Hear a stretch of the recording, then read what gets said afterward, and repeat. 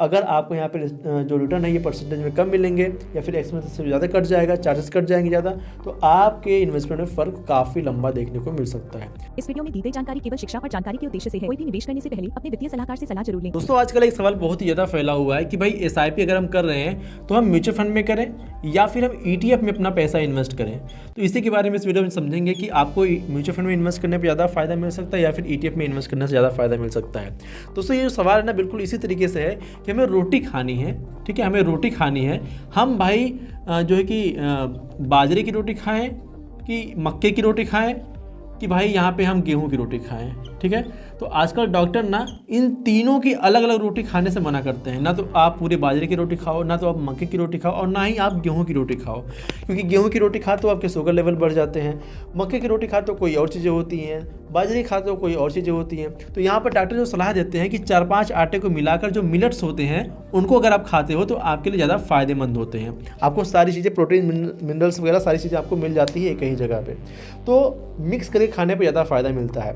अच्छा, यहाँ पे हमारा जो मेन टॉपिक है इसको समझेंगे कि म्यूचुअल फंड और ईटीएफ अगर दोनों में इन्वेस्ट करते हैं तो क्या इसका ज़्यादा फायदा मिल सकता है, इसी के बारे में इस वीडियो में समझेंगे। और अगर हम खाली म्यूचुअल फंड में इन्वेस्ट करते हैं तो हमें क्या नुकसान हो सकता है, या फिर हम खाली ईटीएफ में इन्वेस्ट करते हैं तो हमें क्या फ़ायदा हो सकता है, इन सब सारी चीज़ों को हम डिटेल में समझेंगे। आपसे रिक्वेस्ट करेंगे अगर आप चैनल पहली बार सब्सक्राइब नहीं किए हैं तो पहले कहना पड़ेगा क्या, सब्सक्राइब कर लीजिए, इतना समझदार तो आप हैं ही। सब्सक्राइब करने के बाद में ना कमेंट बॉक्स में एक हाइप का सेक्शन दिख रहा होगा, प्लीज़ आप उसको अगर हाइप दे देते हैं ना तो ये वीडियो काफ़ी ज़्यादा लोगों तक पहुँचेगी और इससे मेरी भी हेल्प हो पाएगी। चलिए वीडियो की शुरुआत करते हैं और समझते हैं। आपने आई होप हाइप दे दिया होगा। दोस्तों जब बात करते हैं यहाँ पे म्यूचुअल फंड की ना, तो म्यूचुअल फंड जो है पुराना इंस्ट्रूमेंट है, ठीक है, पुराना इन्वेस्टमेंट का ऑप्शन है। ये बहुत सारे लोग को आराम से समझ में आ जाता है कि भाई हमने यहाँ पे अपना अकाउंट सेटअप कर लिया, उसके बाद यहाँ पे हमने अपना फंड चुन लिया जिस फंड को हम यहाँ पे इन्वेस्टमेंट करना चाहते हैं और अपना आराम से अपना इजी तरीके से अपना इन्वेस्टमेंट हम कर लेते हैं। पुराना इन्वेस्टमेंट करने का तरीका है, ठीक है।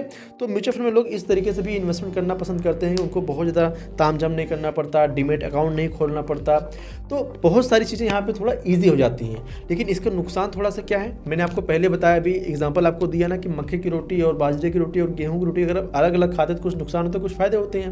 तो देखिए अगर आप यहाँ पे इन्वेस्ट करते हैं ना तो आपको यहाँ पे सेम डे की एनएवी नहीं मिलती, ठीक है, सेम डे की आपको यहाँ पे एनएवी या यूनिट कह सकते हैं आप नहीं मिलता, आपको नेक्स्ट डे की एनएवी मिलती है। नेक्स्ट डे की आज इन्वेस्ट करो कल की आपको एनएवी मिलेगी, उस समय मार्केट गिरी हो चाहे मार्केट उठी हो। पहला तो ये नुकसान हो जाता है। दूसरा दोस्तों यहाँ पे हो जाता है कि आपको यहाँ पे ना एक्सपेंस रेशियो, ठीक है, एक्सपेंस रेशियो आपको यहाँ पे 1% तक देना पड़ जाता है, कभी कभी और ज़्यादा हो सकता है या फिर थोड़ा सा कम हो सकता है, 0.8%, मतलब 0.8% या 0.6% ऐसे भी हो सकता है। लेकिन वही चीज़ अगर ईटीएफ की हम बात करते हैं दोस्तों, तो ईटीएफ में आपको एक्सपेंस रेशियो बिल्कुल नाम मात्र देना पड़ता है, 0.2%, 0.3%, 0.5%, इस तरीके से आपको यहाँ पे एक्सपेंस रेशियो देना पड़ता है। और इसी के चलते जो ईटीएफ है काफ़ी ज़्यादा पॉपुलर भी हो रहा है क्योंकि यहाँ पे खर्चे हमारे कम लगते हैं। दूसरी चीज़ दोस्तों, ये जो कहते हैं ना कि जैसे मक्के का आटा कहो और या तो फिर गेहूं का आटा कहो, है तो दोनों आटा ही। तो जो ईटीएफ है, जो म्यूचुअल फंड है तो दोनों स्टॉक्स में इन्वेस्ट करने वाले, दोनों इक्विटी मार्केट में इन्वेस्ट करने वाले हैं। म्यूचुअल फंड में थोड़ा हमें और वैरायटी मिल जाती है, जैसे हमारे पैसे डेट में इन्वेस्ट हो जाते हैं, कभी कभी रीट्स में थोड़ा बहुत इन्वेस्ट होते हैं और कई सारी कंपनीज में इन्वेस्ट होते हैं। बट जो ईटीएफ होते हैं दोस्तों, यहाँ पर आपके पैसे इक्विटी में ही इन्वेस्ट होते हैं, ठीक है। तो यहाँ पर हमें समझने वाली बात क्या है कि ईटीएफ में अगर आप पैसा इन्वेस्ट करते हो तो पहला आपका एक्सपेंस रेशियो बचता है, दूसरा अगर आप ईटीएफ में इन्वेस्ट करते हो तो आपका सेम डे की एनएवी मिलती है। मतलब जिस दिन आपने इन्वेस्टमेंट किया, सपोज आज 21 को अगर आप ये वीडियो देख रहे होंगे तो समझ लो 21 तारीख की वीडियो आप देख रहे हो, तो 21 तारीख में अगर आप इन्वेस्ट करोगे तो आपका पैसा 3 बजे पहले इन्वेस्ट करने पे 21 तारीख को ही इन्वेस्ट हो जाएगा। ये फायदा होता है ईटीएफ में इन्वेस्ट करने का, मतलब सेम डे में आपका इन्वेस्टमेंट हो जाता है। और मैंने आपको दूसरा तरीका बताया दे कि म्यूचुअल फंड में आपको एक्सपेंस रेशियो ज़्यादा मिलता देखने को मिल जाता है, ईटीएफ में आपको एक्सपेंस रेशियो कम लगता है। और एक चीज़ समझ लेते हैं, अगर आप म्यूचुअल फंड में इन्वेस्ट करते हैं तो यहाँ पर ना फंड की कई सारी कैटेगरी आपको मिल जाती है, ठीक है। फंड की मल्टीपल आपको यहाँ पे कैटेगरी मिल जाती है, मल्टीपल कैटेगरी आपको यहाँ पे देखने को मिल जाती है, आप इन्वेस्ट कर रहे हैं। लेकिन यहाँ पे ETF में अभी उतना ज़्यादा ब्रॉड नहीं हुआ है ETF, अभी धीरे धीरे बढ़ रहा है ETF की मार्केट, लेकिन म्यूचुअल फंड की मार्केट काफ़ी ज़्यादा बढ़ चुकी है।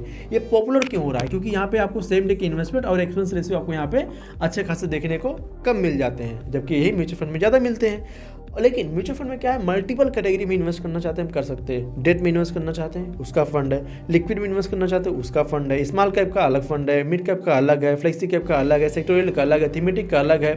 तो कहने का मेरा मतलब क्या है, अलग अलग कैटेगरी के अलग अलग फंड आपको मिल जाते हैं। आर्बिट्राज अलग है, तो बहुत सारे कैटेगरी आपको यहाँ पे मिल जाती है म्यूचुअल फंड में। बट ETF में अभी उतना ज़्यादा ब्रॉड नहीं हुआ है, धीरे धीरे बढ़ेगा, धीरे धीरे कैटेगरी आएंगी यहाँ पे। और दोस्तों यहाँ पर ETF में इन्वेस्टमेंट करने के लिए, अगर आप ETF में इन्वेस्टमेंट करने की शुरुआत करना चाहते हो तो आपको यहाँ पे डीमैट अकाउंट चाहिए, ठीक है, डीमैट अकाउंट चाहिए। लेकिन म्यूचुअल फंड में इन्वेस्ट करने के लिए कोई डीमैट अकाउंट यहाँ पे नहीं चाहिए। आप सीधा अकाउंट खोलिए, KYC कंप्लीट कीजिए आधार पैन डालकर, और यहाँ पे अपना इन्वेस्टमेंट आप स्टार्ट कर सकते हो। कोई डीमैट की यहाँ पे जरूरत नहीं होगी। लेकिन हाँ, अगर आप डीमैट अकाउंट ओपन करना चाहते हैं, हमने कमेंट बॉक्स में, डिस्क्रिप्शन बॉक्स में लिंक दे रखा है, अगर आप चाहो तो वहाँ से भी ओपन कर सकते हैं अपने डीमैट अकाउंट को, ठीक है। अच्छा, थोड़ा आसानी होगी, आपको ज़्यादा सर्च नहीं करना पड़ेगा। और यहाँ पे अगला पॉइंट क्या है, जो ETF है ना, यहाँ पे अभी जो नए लोग इन्वेस्ट करने आएंगे, नए लोग, इनको यहाँ पे थोड़ा समझने में टाइम लगेगा, बिगिनर अगर आएंगे खास करके। लेकिन म्यूचुअल फंड में क्या है, अगर यहाँ पे नए लोग भी इन्वेस्टमेंट करने आते हैं तो अगर ये सही तरीके से फंड चुन लेते हैं अपने लिए, तो यहाँ पर थोड़ा ये आसान हो जाता है, ठीक है, थोड़ा आसान हो जाता है। ये इसका प्रोसेस थोड़ा लंबा है ETF का। ETF का अकाउंट बनाइए, डीमैट अकाउंट लीजिए, फिर डीमैट में पैसा ऐड कीजिए, फिर यहाँ पे अपने क्वांटिटी चुनिए, फिर इन्वेस्ट कीजिए, थोड़ा सा प्रोसेस लंबा हो जाता है। बट म्यूचुअल फंड में ऐसा कोई प्रोसेस नहीं है। अगर आप चाहो तो 100 रुपये से भी अपना इन्वेस्टमेंट कर लो, 1000 से भी अपना इन्वेस्टमेंट कर लो, 500 से भी कर लो, 5000 से भी कर लो, 5 लाख से भी कर लो, ठीक है। तो ये पुराना इंस्ट्रूमेंट है, यहाँ से बहुत सारे लोगों को आराम से समझ में आ जाती हैं चीज़ें।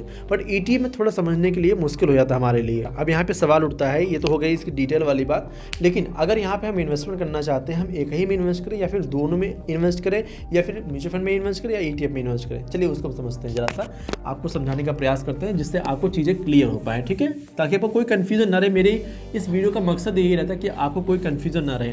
हमारे पास एक दो लोग भाई लोग कमेंट किए थे कि भाई आप लिखते क्या हो और इतना फास्ट आप फटाफट बोलते चले जाते हो बहुत सारी वीडियो में, जिसकी वजह से समझ में नहीं आता। मैं आपको एक चीज़ बताना चाहता हूँ, मैं फास्ट क्यों बोलता हूँ। अगर मैं चीज़ें फास्ट बोलने की कोशिश करता हूँ ना, तो मेरा फ्लो बना रहता है और मैं बहुत तेज़ी से बहुत अच्छी तरीके से समझा पाता हूँ। मुझे ऐसा लगता है कि मैं तेज़ी से बोल के समझा पा रहा हूँ लोगों को, लेकिन मैं अपनी चीज़ों को अगर स्लो करके बोलने की कोशिश करता हूँ ना, तो मैं खुद भूल जाता हूँ मैं क्या बताने वाला हूँ। इसलिए मैं थोड़ा फास्ट बोलने की कोशिश करता हूँ। जो मैं बताने वाला हूँ, जो समझाने वाला हूँ, मुझे समझ में आता रहता है फटाफट। और अगर धीरे धीरे बोलने की कोशिश करता हूँ, मैं खुद भूल जाता हूँ बोलने की मुझे क्या आगे बोलना है। इसलिए मैं थोड़ा फास्ट बोलने की कोशिश करता हूँ, क्योंकि मैं हर जगह फास्ट ही बोलता रहता हूँ, ठीक है। अगर आप ETF में इन्वेस्ट करना चाहते हो, ठीक है, ETF में अगर आप इन्वेस्ट करना चाहते हो तो आपको यहाँ पे एक्सपेंस रेशियो, पहली चीज़ तो यहाँ पे कम हो जाएगी, ठीक है। एक्सपेंस रेशियो आपको 0.2% या 0.4%, 0.8% आपको ये एक्सपेंस रेशियो देखने को मिलेगा। जबकि यही चीज़ म्यूचुअल फंड में थोड़ा सा आपको यहाँ पे ज़्यादा देखने को मिलती है। एक्सपेंस रेशियो यहाँ पर लगभग 1% तक देखने को मिल जाती है, इससे ज़्यादा 2% तक मिल जाती है। बहुत सारे ऐसे फंड हैं, तो ये हमें सबसे बड़ा फायदा लगता है। दूसरा चीज़, अगर आप ETF में इन्वेस्ट करते हो, सेम डे में आपका पैसा इन्वेस्ट होता है। म्यूचुअल फंड में आपको एक दिन बाद की NAV मिलती है, जहाँ पर भी आपको 0.2-3% का भी डिफरेंस आ सकता है, अगर मार्केट ऊपर चली गई या फिर मार्केट नीचे चली गई, ठीक है। तो ऐसे में कुल मिला जुलाकर अगर हम देखें तो लगभग 1 से 1.5% का फर्क आ जाता है, ठीक है। 1 से 1.5% का यहाँ पे फर्क आ जाता है अगर हम ETF में इन्वेस्ट करते हैं तो म्यूचुअल फंड कंपैरिजन में। लेकिन मैं आपको फिर से कहना चाहूँगा, अगर आप नए हैं तो कोशिश करें आप स्टार्टिंग म्यूचुअल फंड से करके धीरे धीरे सीखकर आप ETF में अपना इन्वेस्टमेंट कर सकते हैं। बट अगर आप म्यूचुअल फंड पहले इन्वेस्ट कर रहे हैं, अब आप ETF और म्यूचुअल फंड में दोनों इन्वेस्ट करना चाहते हैं, और आप कहते हैं कि भाई 1-2% से क्या ही फ़र्क पड़ जाता है, बहुत फ़र्क पड़ता है 1-2% से। लॉन्ग टर्म में अगर आप अपना इन्वेस्टमेंट कर रहे हैं, स्क्रीन पे आप देख सकते हैं, अगर आप ETF में इन्वेस्ट करते हैं, मानते हैं सेम आप म्यूचुअल फंड में और ETF में इन्वेस्टमेंट कर रहे हैं, ठीक है। म्यूचुअल फंड ये है ETF, और यहाँ पर सेम डे में आप अपना इन्वेस्टमेंट कर रहे हैं। यहाँ पर भी आपको ये रिटर्न देखने को मिल रहा है और यहाँ पर भी आपको ये रिटर्न देखने को मिल रहा है, लेकिन यहाँ पर आपका एक्सपेंस रेशियो इतना लग जा रहा है और यहाँ पर एक्सपेंस रेशियो आपका इतना लग रहा है, तो लगभग यहाँ पे इतने % का आपको यहाँ पे डिफरेंस दिखा। और ये डिफरेंस दोस्तों कम से कम लॉन्ग टर्म में इतना तक हो सकता है अगर आप अपना इन्वेस्टमेंट कर रहे हो, ये फ़र्क आ सकता है। आप छोटे छोटे फ़र्क को इग्नोर नहीं कर सकते, क्योंकि यहाँ पे कंपाउंडिंग काम करती है। तो कंपाउंडिंग की वजह से आपके रिटर्न भी बढ़ते हैं और कंपाउंडिंग की वजह से आपके रिटर्न कम भी होते हैं। तो अगर आपको यहाँ पे जो रिटर्न है ये परसेंटेज में कम मिलेंगे या फिर एक्सपेंस से ज़्यादा कट जाएगा, चार्जेस कट जाएंगे ज़्यादा, तो आपके इन्वेस्टमेंट में फ़र्क काफ़ी लंबा देखने को मिल सकता है। आई होप आपको समझ में आया होगा कि आपको कहाँ पे इन्वेस्टमेंट करना ज़्यादा बेहतर हो सकता है। मेरे हिसाब से दोनों में इन्वेस्टमेंट करना सही होगा अगर आप थोड़ा बहुत जानकारी रखते हैं। अगर आप नए हैं तो मेरे हिसाब से आपको म्यूचुअल फंड शुरुआत करना चाहिए। अगर आप इन्वेस्टमेंट करने आ रहे हैं, कोशिश आप ये करें कि पहले थोड़ा लंबे समय के लिए चुनें और कम रिस्की वाला फंड चुनें। इससे बैलेंस एडवांटेज फंड चुन सकते हैं, लार्ज के फंड चुन सकते हैं। मैं आपको रिकमेंड नहीं कर रहा हूँ, मैं जस्ट एजुकेशन पर्पज़ के लिए बता रहा हूँ। आप इन्वेस्टमेंट करने से पहले एक बार फाइनेंशियल एक्सपर्ट की सलाह लेकर इन्वेस्ट करेंगे तो आपके लिए ही ज़्यादा सही होगा। फिलहाल इस वीडियो में इतना ही। आपका कोई कंसर्न हो, कोई चीज़ अगर आपको समझ में नहीं आए तो कमेंट में जरूर बताइएगा। हाइप आप दे ही दीजिएगा क्योंकि ये वीडियो ज़्यादातर लोगों के पास पहुँच पाए। और अपना जो भी ओपिनियन हो ना कमेंट बॉक्स में जरूर बताइएगा कि आप कहाँ पे इन्वेस्टमेंट करने वाले, ये आपका होमवर्क है। और ETF चुनने से पहले कुछ चीज़ें सावधानी रखनी पड़ती है। अगर आप उसके बारे में जानना है तो मैंने इस वीडियो में बता रखा है, इस पर क्लिक करके पूरी वीडियो आप देख सकते हैं। सो आई होप आपने अभी तक चैनल को सब्सक्राइब कर दिया होगा। चलिए मिलते हैं अगली वीडियो में, तब तक के लिए जय हिंद, जय भारत। इस वीडियो को 2-4 लोगों को शेयर कर दीजिएगा। इस वीडियो में दी गई जानकारी केवल शिक्षा और जानकारी के उद्देश्य से है। कोई भी निवेश करने से पहले अपने वित्तीय सलाहकार से सलाह जरूर लें।